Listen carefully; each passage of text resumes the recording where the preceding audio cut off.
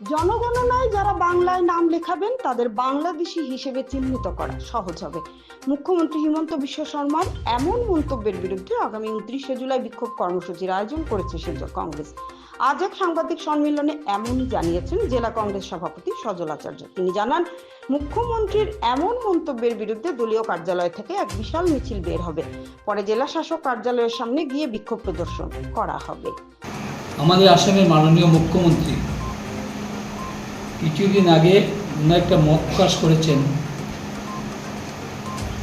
যে ভোটার তালিকা বা বাংলা যারা বলবে, ভাষায় যারা গিয়ে বলবে অফিসে বা ভোটার লিস্টে, তারা প্রত্যেকেই বাংলাদেশ, বাংলা কথা যারা বলবে, বাংলায় যারা কাজ করবে এরা বাংলাদেশি। আমরা জেলা কংগ্রেসের পক্ষ থেকে আমরা ওনাকে দীক্ষার জানাই যে আমাদের বরাক উপত্যকা হচ্ছে 11 শহীদের আমাদের শহর। উনি ইতিহাসটা জানেন না, উনি যে ভাষায় আমাদের বাঙালিদেরকে কথাবার্তা বলছেন সেটা নিয়ে আমরা জেলা কংগ্রেসের পক্ষ থেকে আগামী 29 তারিখে আমরা একটা ধর্ণা প্রটেস্ট করব।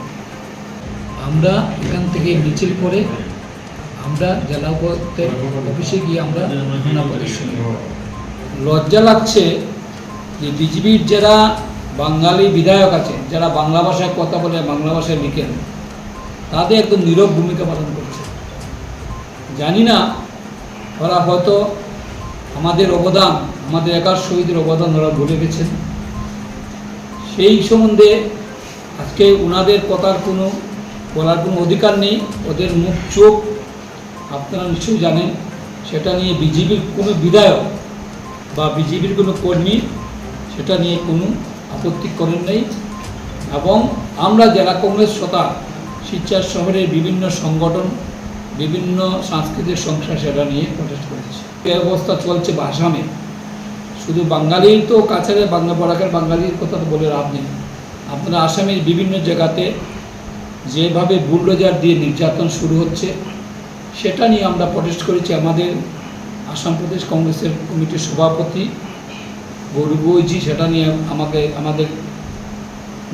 আসাম প্রদেশ কংগ্রেস একটা সভা করেছেন। এবং বিভিন্ন জায়গায় আমরা যারা নির্যাতিত জনসাধারণ আছি, আসামের যারা নির্যাতিত জনসাধারণ, তাদের পাশে আমরা দাঁড়িয়েছি। 29 তারিখ যে আন্দোলন হবে সেই বাংলা ভাষা নিয়ে, আমাদের ভাষার যে অপমান করেছেন আমাদের মাননীয় মুখ্যমন্ত্রী, সেটা নিয়ে আমরা জোরদার আন্দোলন করব। এবং ভবিষ্যতে উনার যে কথাবার্তা, জানি না আগামী দিনে যদি বিজেপি সরকার আবার আসে আসামে, তাহলে আমাদের বাঙালিদের যেটা অস্তিত্ব সেটা আমরা রাখতে পারবো কিনা।